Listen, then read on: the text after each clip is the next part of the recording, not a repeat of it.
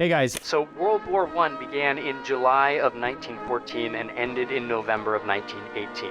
On one side of the conflict you had the Central Powers, mainly Germany, Austria-Hungary, and Turkey, fighting against the Allied Powers, mainly France, Great Britain, Russia, Italy, Japan, and eventually the United States. In this video, we're not going to be talking about the history and causes of the war itself. This is a Latter-day Saint channel, so we're going to talk about what was going on with the church and its members during World War I.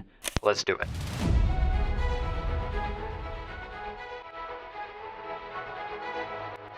During the war, there were about 350,000 Latter-day Saints living in the United States, and an additional 100,000 living in countries outside of the States, including about 7,500 German members. The war began in 1914, but the United States wasn't pulled in until 1917, and was thus neutral for most of the war.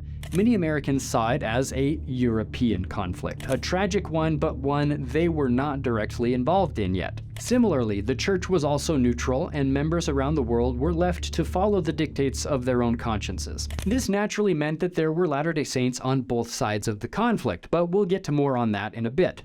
As hostilities broke out in Europe, the church worked to evacuate missionaries from dangerous areas and invited members to participate with the rest of the nation in a day of prayer, which happened to overlap with the October 1914 General Conference. In the first session, Charles Penrose of the First Presidency offered a prayer for peace. Of course, the church's efforts didn't stop at thoughts and prayers, and you can read more about those efforts here.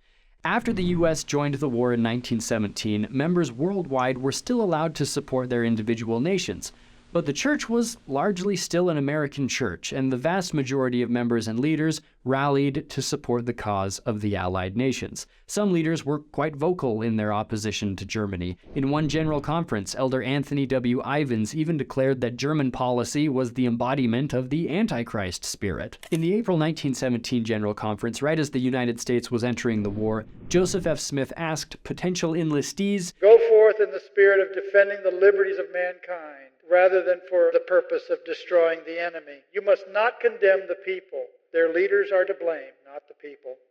The people that embrace the gospel are innocent of these things, and they ought to be respected by Latter-day Saints everywhere. In the Church of Jesus Christ of Latter-day Saints, there is neither Scandinavian, nor Swiss, nor German, nor Russian, nor British, nor any other nationality. We have become brothers in the household of faith, and we should treat the people from these nations that are at war with each other with due kindness and consideration." The United States initially asked for less than 900 men from Utah to serve. They got over 4,000. By the end of the war, about 25,000 Latter-day Saints had served for the United States, and about 700 died. And I'll also add that by the end of the war, some 75 Latter-day Saints had died while serving in the German military. When the Red Cross asked for $350,000, Utahns got them more than $500,000.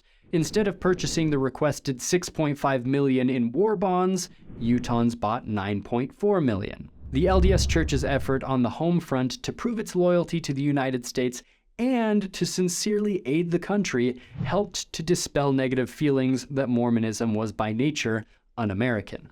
Some fun facts for you. There were 3 Latter-day Saint chaplains in World War I, Herbert Ma, a future governor of Utah, Calvin Smith, one of 6 of the sons of Joseph F. Smith that served, and the renowned Latter-day Saint historian B.H. Roberts. Roberts was technically too old to serve, but got permission thanks to some help from Senator Reed Smoot. Bullets and bombs were not the only danger during the war. To bring things from bad to worse, 1918 brought with it an influenza epidemic, which killed about 50 million people around the world. By comparison, about 6.5 million have died from COVID-19.